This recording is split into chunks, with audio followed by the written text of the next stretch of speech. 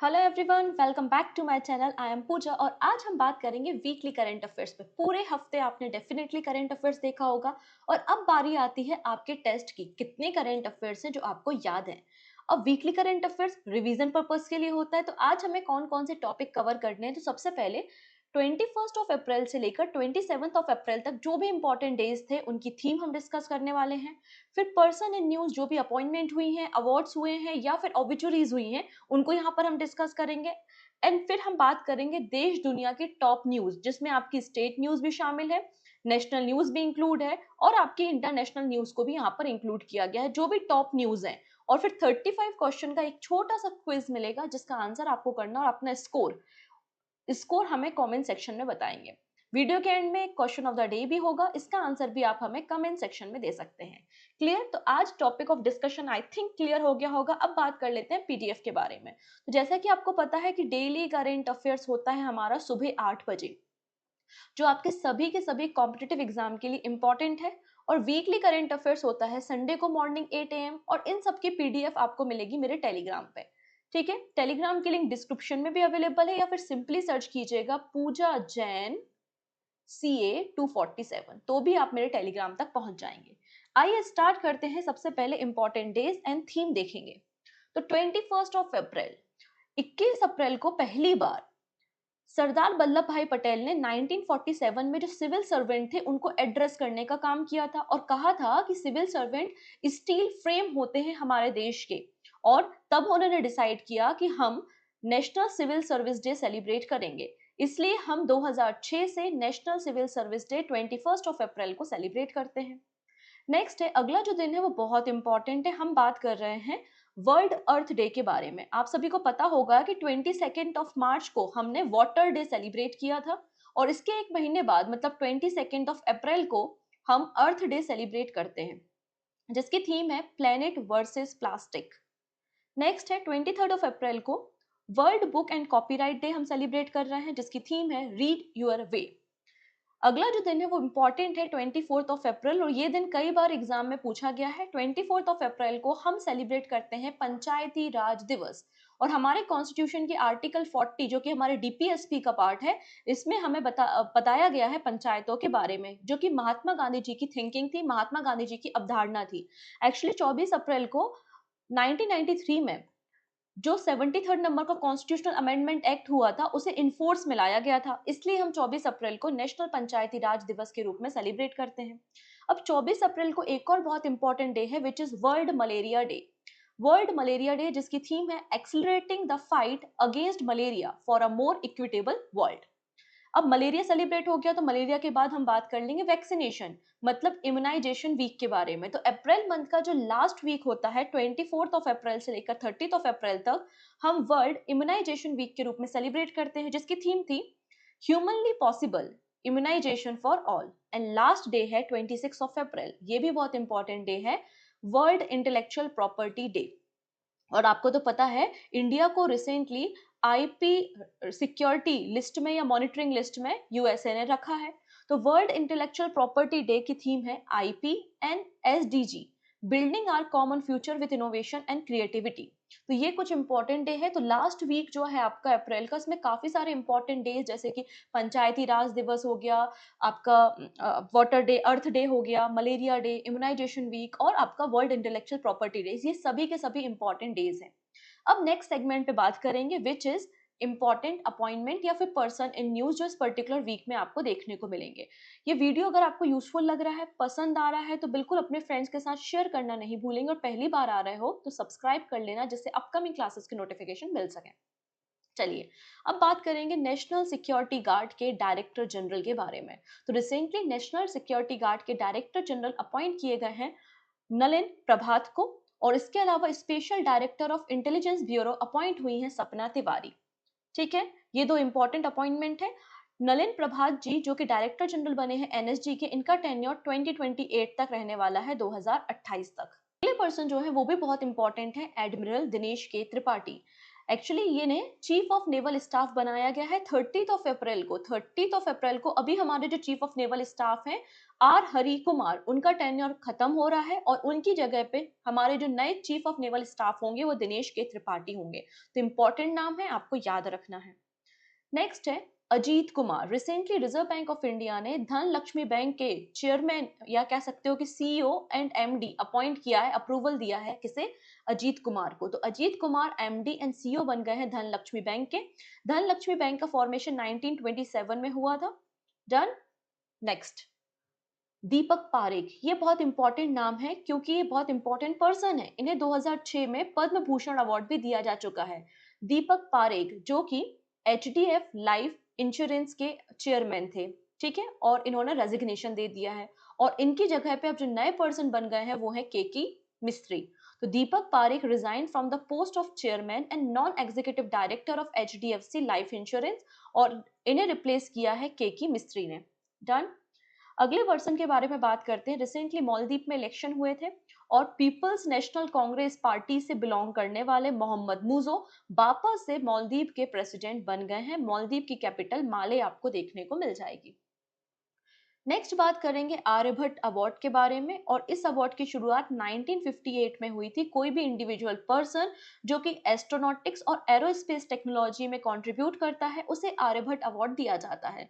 तो ये एनुअल दिया जाने वाला अवार्ड है और ये अवार्ड इस साल किसे दिया गया है? पी सुब्बा राव को दिया है और P Subba Rao chairman and founder हैं अनंत टेक्नोलॉजीज के।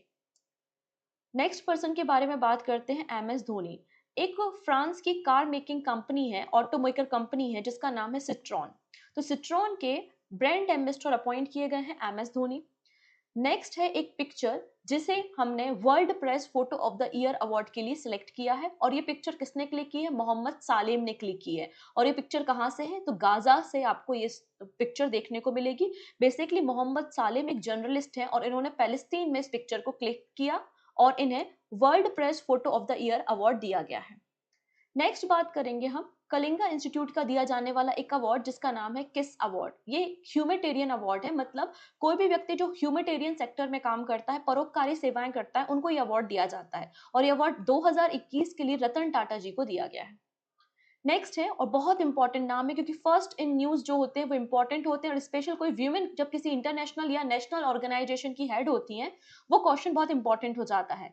हम बात कर रहे हैं first women vice chancellor of Aligarh Muslim university और ये बनी है प्रोफेसर नेमा खातून। तो प्रोफेसर नेमा खातून को 5 साल के लिए या फिर 70 ईयर के लिए जो भी पहले हो जाए वाइस चांसलर अपॉइंट किया गया है अलीगढ़ मुस्लिम यूनिवर्सिटी का। 1920 में इस यूनिवर्सिटी का फॉर्मेशन किया गया था।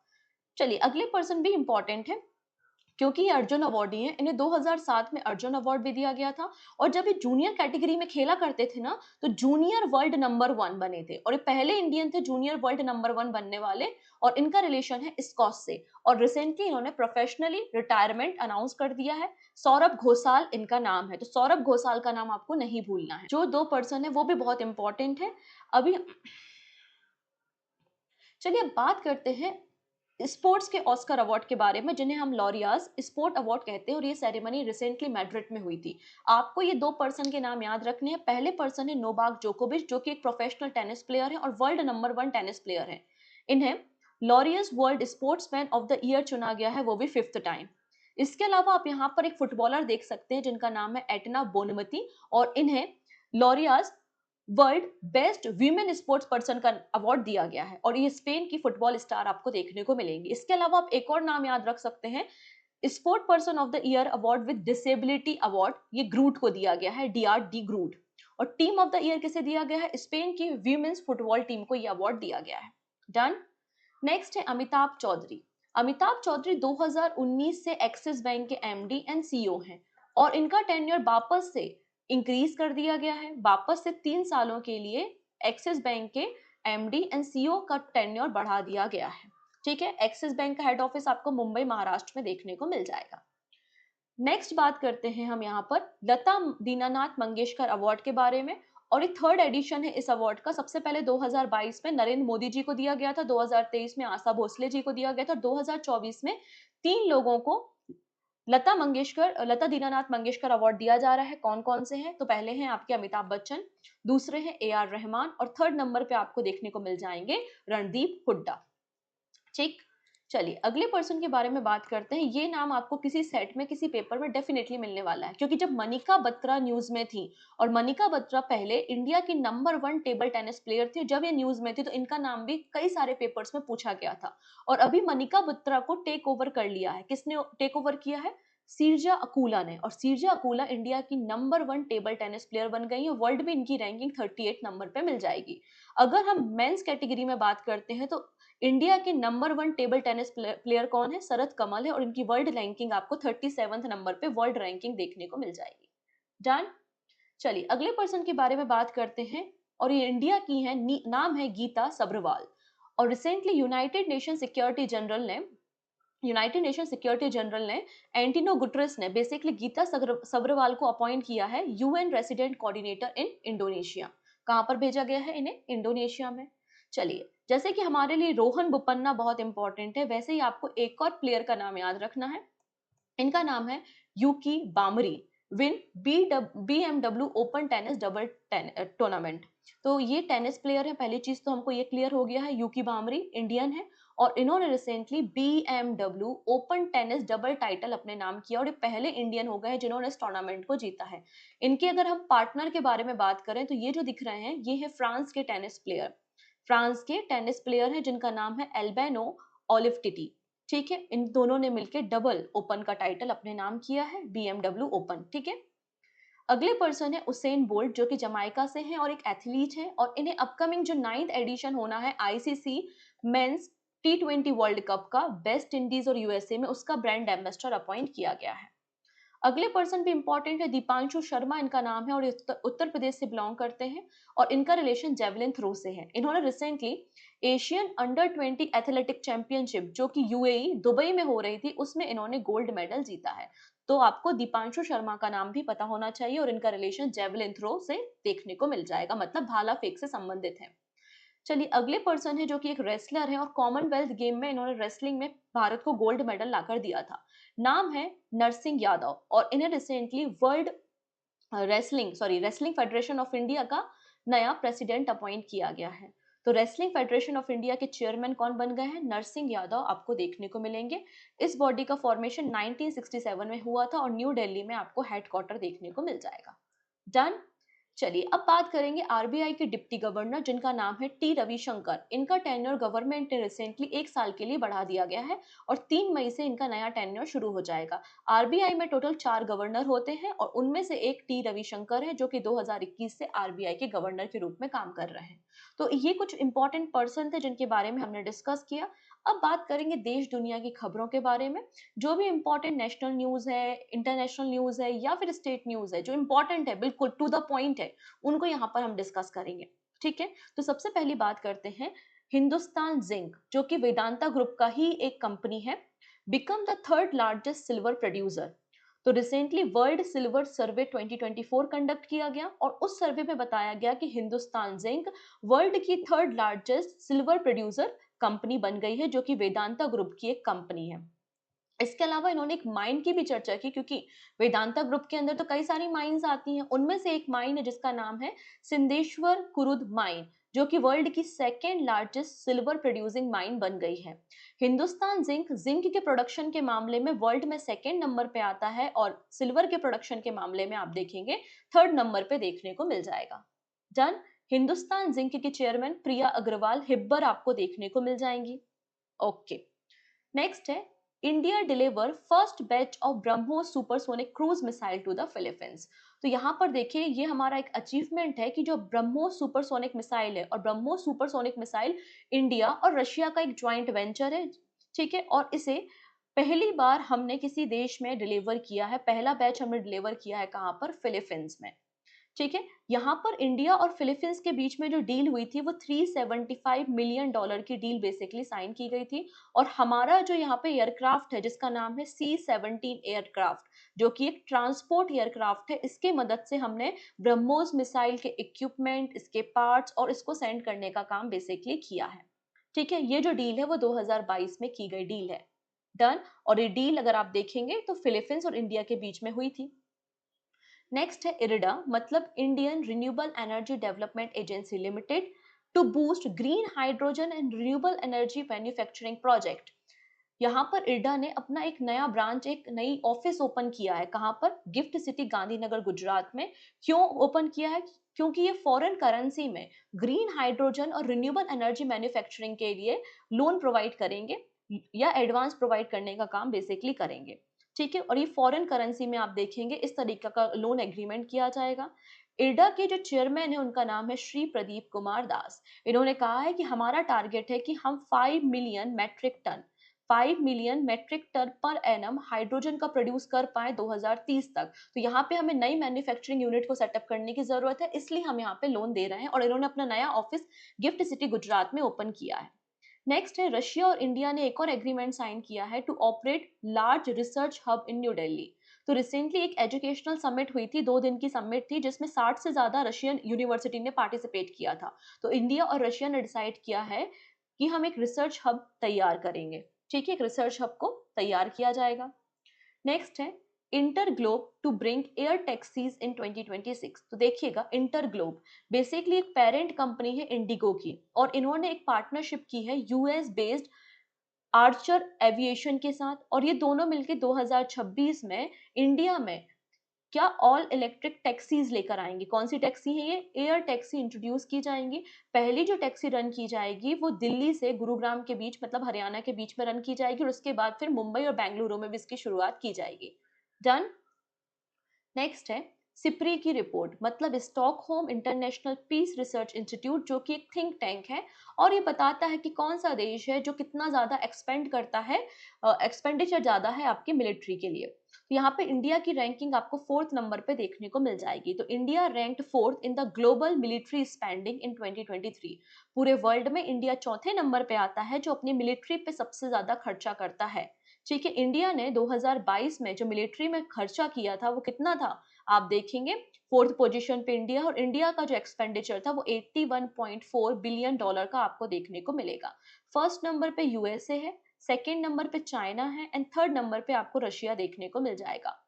ये तो हो गया इंडिया की बात। अब पूरे वर्ल्ड में जितने भी देश हैं उन्होंने अपने कंट्री की मिलिट्री को स्ट्रॉन्ग करने के लिए कितना खर्चा किया है। तो इस रिपोर्ट में बताया गया है कि 2443 बिलियन डॉलर सभी देशों ने मिलकर अपने मिलिट्री पे एक्सपेंडिचर किया है, खर्चा किया है। आप यहाँ पे कंट्रीब्यूशन देख सकते हो कि सबसे ज्यादा कंट्रीब्यूशन यूएसए का है विच इज 37%, और इंडिया का कंट्रीब्यूशन कितना है? 3.4% है, और इंडिया की रैंकिंग 4th पोजीशन पे आपको देखने को मिल जाएगी।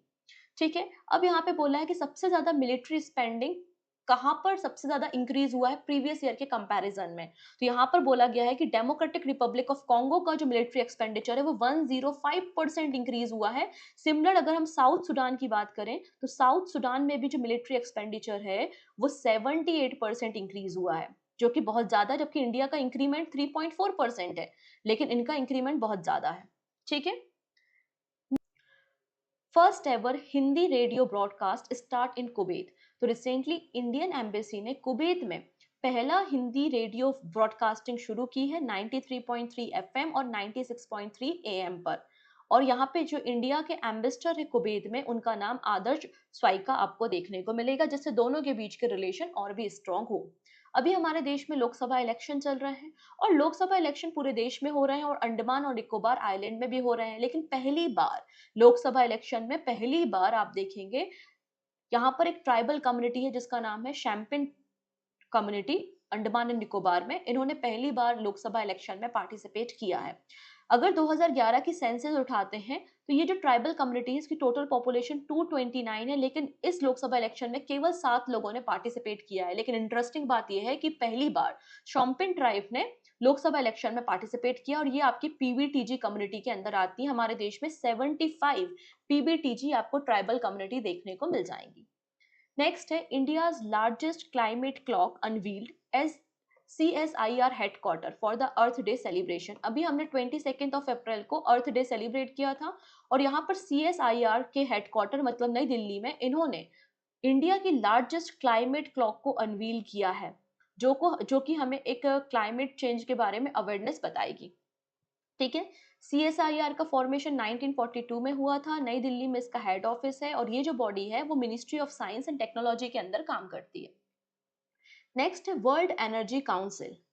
वर्ल्ड एनर्जी काउंसिल ये 26 नंबर की वर्ल्ड एनर्जी कांग्रेस थी, कहां पर, नीदरलैंड में आपको देखने को मिलेगी 22 से लेकर 25 अप्रैल के बीच में। और यहाँ पर इंडिया ने भी पार्टिसिपेट किया, और इंडिया ने अपनी जो नई इनोवेशन टेक्नोलॉजी है पावर सेक्टर में, एनर्जी सेक्टर में, वो यहाँ पर शोकेस करने का काम किया है। इस इवेंट को ऑर्गेनाइज किसने किया था, तो वर्ल्ड एनर्जी काउंसिल और नीदरलैंड की गवर्नमेंट ने इसे ऑर्गेनाइज किया था, जिसकी थीम क्या है, redesigning energy for people and planet. ये आपको थीम याद रखनी है। वर्ल्ड एनर्जी काउंसिल का फॉर्मेशन 1923 में हुआ था, और 1924 में इंडिया ने भी इसे ज्वाइन कर लिया था, मतलब इंडिया भी वन ऑफ द मेंबर है। नेक्स्ट है भारत पे इंट्रोड्यूस, भारत पे वन। यहाँ पे इंडिया का पहला all in one device, payment device launch किया है भारत पे ने, जिसका नाम है भारत पे वन। मतलब यहाँ पे पॉइंट ऑफ सेल, मतलब जो आपके दुकानदार होते हैं, बिजनेसमैन के पास जो मशीन होती है वो, QR कोड और स्पीकर, 4G टेक्नोलॉजी, वाईफाई सभी एक ही डिवाइस में इंटीग्रेटेड है। तो इस तरीके का ये डिवाइस रिसेंटली लॉन्च किया गया है। भारत पे का फॉर्मेशन कब हुआ था, 2018 में हुआ था। और भारत पे के CEO कौन है, रिसेंटली अपॉइंट हुए, हमने करंट अफेयर्स में भी डिस्कस किया था। आंसर हो जाएगा Nalin Negi. Done.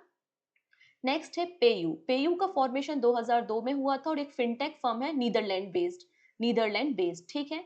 Recently RBI ने पेयू को as a payment aggregator approval दे दिया है under the payment settlement act 2007। ठीक। डन। चलिए नेक्स्ट बात करेंगे, पासपोर्ट अफोर्डेबिलिटी रैंकिंग। तो रिसेंटली एक ऑस्ट्रेलियन फर्म है, कंपेयर द मार्केट AU, इन्होंने एक रिपोर्ट पब्लिश की जिसमें बताया है कि इंडिया का पासपोर्ट सेकेंड चीपेस्ट पासपोर्ट है, मतलब इंडिया के पासपोर्ट को बनाने में कम पैसा लगता है। सबसे चीपेस्ट पासपोर्ट कहाँ का है, UAE का है, मतलब सबसे सस्ता पासपोर्ट है UAE का। फिर सेकेंड नंबर पे इंडिया का पासपोर्ट है, और इंडिया के पासपोर्ट को 62 कंट्रीज में वीजा फ्री एक्सेस आपको देखने को मिलेगा। इन्होंने कहा कि भारत में पासपोर्ट बनाने की जो कॉस्टिंग है वो 18.07 डॉलर है, वो भी 10 ईयर की वैलिडिटी के साथ। वहीं अगर UAE की बात करते हैं तो UAE में पासपोर्ट बनाने की कॉस्टिंग 17.70 रुपीज है, डॉलर है सॉरी, और वो भी 5 ईयर की वैलिडिटी के साथ। सबसे महंगा पासपोर्ट कहाँ पर बनता है, तो आंसर हो जाएगा मैक्सिको। मैक्सिको में पासपोर्ट बनाने के लिए $231 देना पड़ेंगे, और ये सबसे महंगा पासपोर्ट आपको देखने को मिलेगा। नेक्स्ट है Saudi Arabia company. Saudi Arabia की ही नहीं, पूरे वर्ल्ड की जो लार्जेस्ट ऑयल प्रोड्यूसिंग कंपनी है उसका नाम है अरेमको। और इन्होंने कहा है कि 2027 तक जो भी फीफा के इवेंट होंगे उसका स्पॉन्सरशिप मेरे पास है। तो यहाँ पर आप देखेंगे 2026 में मेंस वर्ल्ड कप होगा, और 27 में वीमेंस वर्ल्ड कप होगा। तो इसका स्पॉन्सरशिप फीफा का किसके पास हो जाएगा, तो आंसर हो जाएगा सऊदी अरेबिया की कंपनी है अरमैको के पास होगा। 2026 का फीफा वर्ल्ड कप कौन होस्ट करेगा, तो मैक्सिको, कनाडा और USA मिलके इसे होस्ट करने वाले हैं। ठीक। नेक्स्ट, अब यहाँ पे हम बात कर रहे हैं श्रीलंका के इंटरनेशनल एयरपोर्ट के बारे में, जिसका नाम है माटला राजपक्षा इंटरनेशनल एयरपोर्ट। और इस एयरपोर्ट को बिल्ड किया है चाइना ने। चाइना ने इस एयरपोर्ट को बिल्ड करने के लिए अपने एग्जिम बैंक ऑफ चाइना से $209 मिलियन का लोन श्रीलंका को दिया था। लेकिन श्रीलंका ने अभी डिसाइड किया है कि इस एयरपोर्ट को मैनेज करने की रिस्पॉन्सिबिलिटी इंडिया और रशिया की कंपनी को दी जाएगी for the period of 30 years, 30 सालों के लिए। सो न्यूज यही है आपकी, the government of Sri Lanka has decided to hand over the management of Chinese built Mattala Rajapaksa international airport, जो कि हम्बन टोटा में है, इसलिए इसे हम्बन टोटा इंटरनेशनल एयरपोर्ट भी कहा जाता है, two Indian and Russian company. Indian company का नाम है सौर्य एरोनॉटिक्स प्राइवेट लिमिटेड, वही रशियन कंपनी का नाम है airport of region management company. और ये दोनों कंपनी 30 सालों तक इस एयरपोर्ट को मैनेज करने वाली है। डन। तो ये देश दुनिया की खबरें थी, और बहुत इंपॉर्टेंट न्यूज, बहुत ही जो सिलेक्टिव न्यूज है वो यहाँ पर मैंने पिक की है। तो यहाँ से आपको क्वेश्चन डेफिनेटली मिल जाएगा देखने के लिए। अब बात करते हैं 35 क्वेश्चंस के बारे में, जिनका आंसर आप हमें कमेंट सेक्शन में देंगे, ठीक है। पहला क्वेश्चन पढ़ेंगे। पहला क्वेश्चन है, इल्डा ने रिसेंटली अपना ऑफिस कहां पर ओपन किया है, और यहाँ अपने ऑफिस से ये लोन प्रोवाइड करेंगे फॉरेन करेंसी में for green hydrogen and renewable energy manufacturing project के लिए। आज ही हमने देखा है गिफ्ट सिटी गुजरात में। ऑप्शन डी बिल्कुल करेक्ट हो जाएगा। नेक्स्ट है, कौन सी इंडियन कंपनी है जो कि third largest silver producer company बन गई है, तो हिंदुस्तान जिंक यहाँ पे करेक्ट आंसर आपको मिल जाएगा। नेक्स्ट है senior Indian police officer Nalin Prabhat, इन्हें किस ग्रुप का डायरेक्टर जनरल अपॉइंट किया गया है? आंसर है एनएसजी, मतलब नेशनल सिक्योरिटी गार्ड। ठीक है, national security guard, option B बिल्कुल करेक्ट हो जाएगा।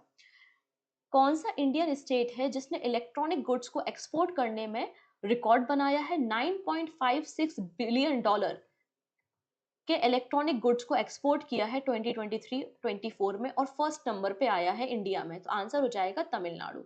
कौन सा स्टेट है? आंसर है तमिलनाडु, आपको वो राज्य देखने को मिल जाएगा।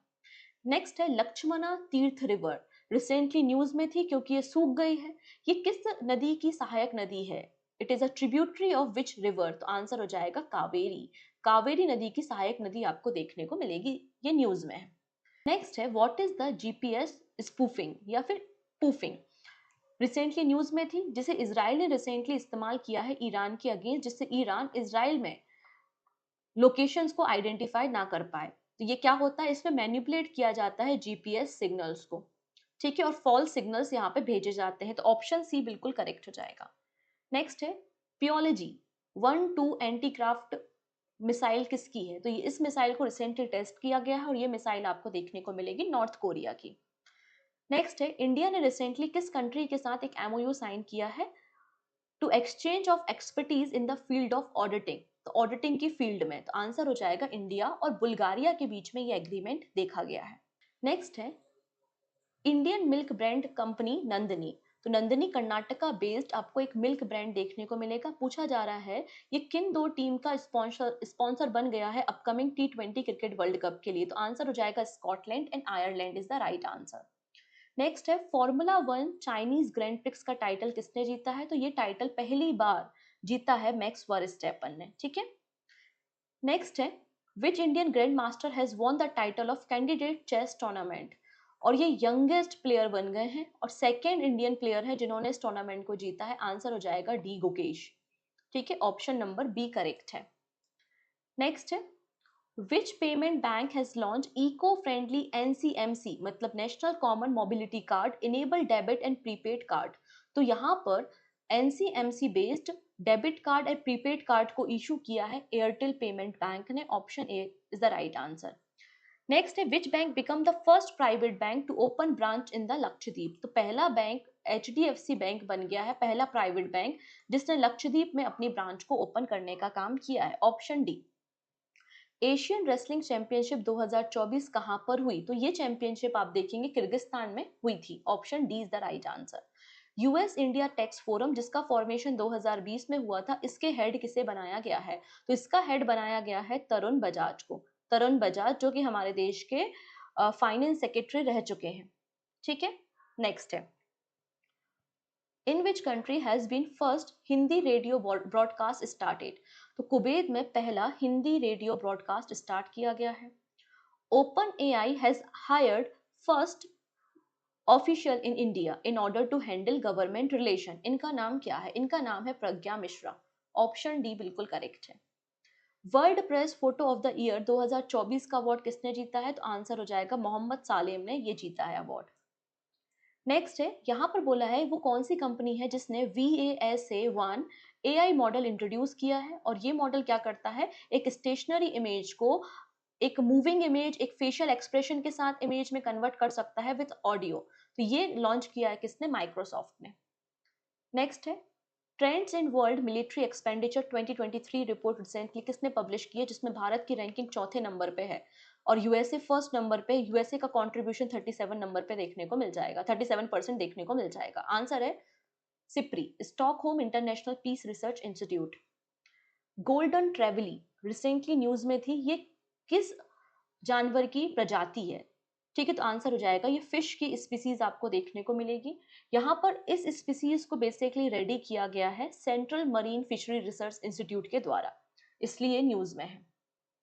ओशियन डिकेट कॉन्फ्रेंस 2024 कहां पर हुई? तो ये कॉन्फ्रेंस आप देखेंगे बार्सिलोना स्पेन में ये कॉन्फ्रेंस हुई है। नेक्स्ट है which company has become the world largest mobile operator in the term of data traffic? तो इन्होंने चाइना को टेक ओवर करके जियो फर्स्ट नंबर पे आ गई है। Option A is the right answer. UN secretary general है एंटोनियो गुटेरेस और इन्होंने रिसेंटली गीता सब्रवाल को अपॉइंट किया है as a United Nation resident coordinator in which country? तो आज ही हमने देखा है इंडोनेशिया, इंडोनेशिया में इन्हें भेजा गया है। नेक्स्ट है which Indian fintech platform has launch all in one payment product? तो इसने किसे लॉन्च किया है? भारत पे ने इसे लॉन्च किया है, भारत पे, जिसका फॉर्मेशन 2008 में हुआ था, 2018 में हुआ था। ठीक। नेक्स्ट है Saurav Ghosal has announce his retirement recently, he is related to the which sport? तो सौरभ घोसाल का रिलेशन आपको स्कॉश से देखने को मिलेगा और इनको 2007 में अर्जुन अवार्ड भी दिया जा चुका है। वर्ल्ड इम्यूनाइजेशन वीक जो कि हम 24 अप्रैल से लेकर 30 अप्रैल तक मना रहे हैं, इसकी थीम क्या है? तो थीम है humanly possible immunization for all. Done. Next है which organization has developed the bullet proof jacket? और इंडिया की ये लाइटेस्ट बुलेट प्रूफ जैकेट है जो कि लेवल 6 तक के थ्रेट को हैंडल करने में कैपेबल है और इसको रेडी किया है डीआरडीओ ने। ठीक है, ऑप्शन नंबर डी करेक्ट हो जाएगा। नेक्स्ट है डिजिटल पेमेंट प्लेटफॉर्म रेजर पे has launch its own unified payment infrastructure जिसका नाम है यूपीआई स्विच। तो यूपीआई स्विच किसने लॉन्च किया है? रेजर पे ने लॉन्च किया है with the partnership of which bank? तो एयरटेल पेमेंट बैंक की पार्टनरशिप के साथ लॉन्च किया गया है, ऑप्शन ए करेक्ट हो जाएगा। नेक्स्ट है आईसीसी ने 9th ICC men's T20 cricket world cup के लिए किसे ब्रांड एम्बेसडर अपॉइंट किया है? आंसर हो जाएगा उसेन बोल्ट के लिए। Who has been elected chairman of Wrestling Federation of India's Athletic Commission? तो आंसर हो जाएगा नरगिस यादव जो कि एक रेसलर है। Satluj Jal Vidyut Nigam limited has inaugurated India's first multipurpose green hydrogen pilot project in which state? तो इसे लॉन्च किया गया है हिमाचल प्रदेश में। कहां पर? Himachal Pradesh is the right answer. Next यहाँ पे बोला गया है आउटस्टैंडिंग पब्लिक सेक्टर अंडरटेकिंग मतलब पीएसयू, बेस्ट पीएसयू अवार्ड किसे दिया गया है? तो बेस्ट पीएसयू अवार्ड दिया गया है एचएएल मतलब हिंदुस्तान एरोनॉटिक्स लिमिटेड को, option C is the right answer. Next है Indian historical record commission recently news में था, इन्होंने अपना लोगो एंड मोटो चेंज किया है।